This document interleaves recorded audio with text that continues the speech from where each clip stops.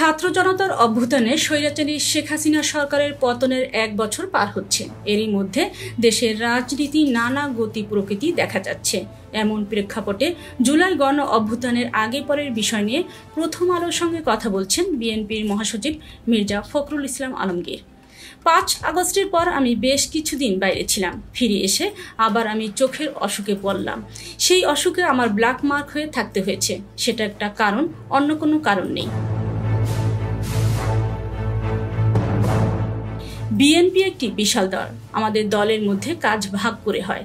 সংস্কারের বিষয় প্রথম যে মিটিংটা হয় জাতীয় ঐক্যমত কমিশনের, সেখানে কিন্তু আমি গিয়েছি। এরপর আমাদের সংস্কার কমিশন অনুযায়ী যে কমিটিগুলো করে দেওয়া হয়েছে সেখানে আমার অনুপস্থিতি আপনারা দেখছেন। আমাদের পার্টি থেকেই আমরা এই কমিটিগুলো করে নিয়েছি। দলের স্থায়ী কমিটির নির্দেশনা অনুযায়ী তারা কথা বলছেন, কাজ করছেন।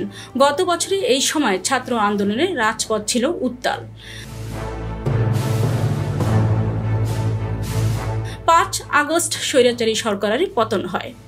মির্জা ফখরুল আরও বলেন, এই অঞ্চলের মানুষ শাসক গোষ্ঠীর বিরুদ্ধে লড়াই সংগ্রাম করে আসছে সেই মোগল ব্রিটিশ আমল থেকে।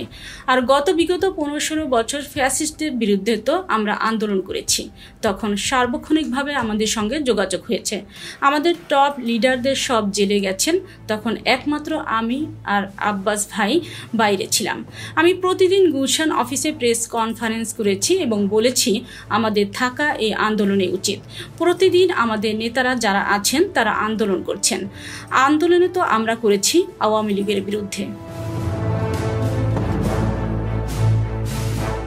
মির্জা ফখরুল আরও বলেন, আমরা একটা পুরনো অভিজ্ঞতা সমৃদ্ধ রাজনৈতিক দল। আন্দোলনের নির্বাচন, সরকার সবকটিতে আমাদের অভিজ্ঞতা আছে। আমাদের একটা দায়িত্ব আছে সরকারে যাওয়ার ব্যাপারে, সরকার গঠন করার ব্যাপারে, দেশের ব্যাপারে। আপনারা তো খুব ভালো করে জানেন সংস্কার প্রস্তাবটা কাদের। আমরা 2016 সালে ভিশন 2030 ঘোষণা করেছি। আমাদের এই যে অভিজ্ঞতা সমৃদ্ধ বক্তব্যগুলো নতুন দলগুলো নিতে পারছে না। আর যারা বেশি করে কথা বলছে, অনেক পুরনো রাজনৈতিক দল, তারাও বিএনপির বিরুদ্ধে কথা বলছে।